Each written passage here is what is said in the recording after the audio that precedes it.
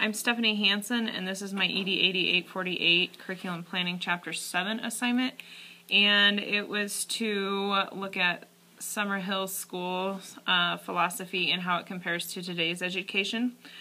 Neil Summerhill's philosophy was children had the choice of freedoms of education, and they did not have parents or teachers hassling them to go to school or couldn't help them make choices or push them to do something.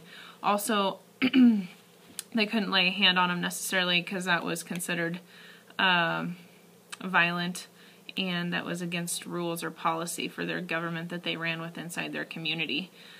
As that rates today, I would say obviously teachers for sure, and parents on the most part do not lay hands on their children, and kids are actually pushed though by teachers and parents today. So that's a difference in that philosophy, and we're pushing our kids to make it through secondary school and then on into finding a career path in college that they can somehow become a professional and support themselves.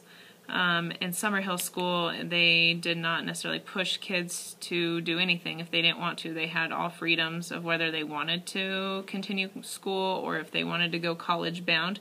They were allowed to go and attend and take their exams to enter their entrance exams for college. Another thing that I thought was interesting is that they ran a government composed of the students and the adults within the community, and all the votes counted the same. So the kids had just as much say, and there was different rules for different age categories and living arrangements as well.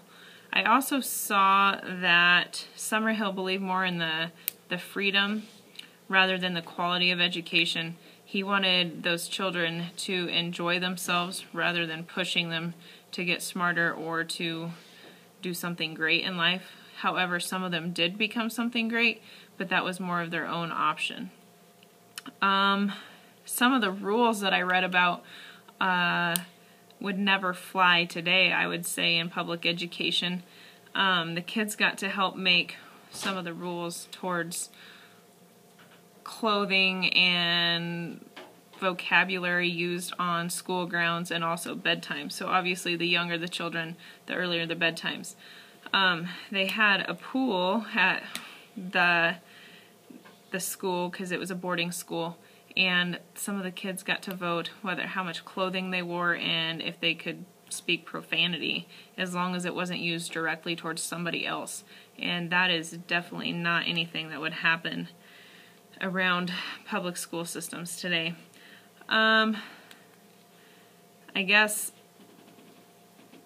parents do, as well as education has become a government, more of a policy, and follows guidelines that way. And in the Summerhill School situation, that was not even looked at or as an option as pushing themselves to be something great. It was what they felt like or wanted to be. So I did ask my kids in my classroom this morning, before I did this, if they had the option of coming to class or staying in bed and not really doing anything today, and the majority of my class said they would have stayed at home and stayed in bed.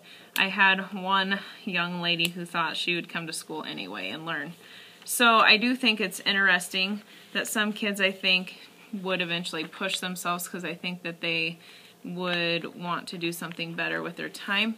But in today's society with all the technology, I don't feel that kids would push themselves and become anything better than what they could by just staying at home or doing nothing.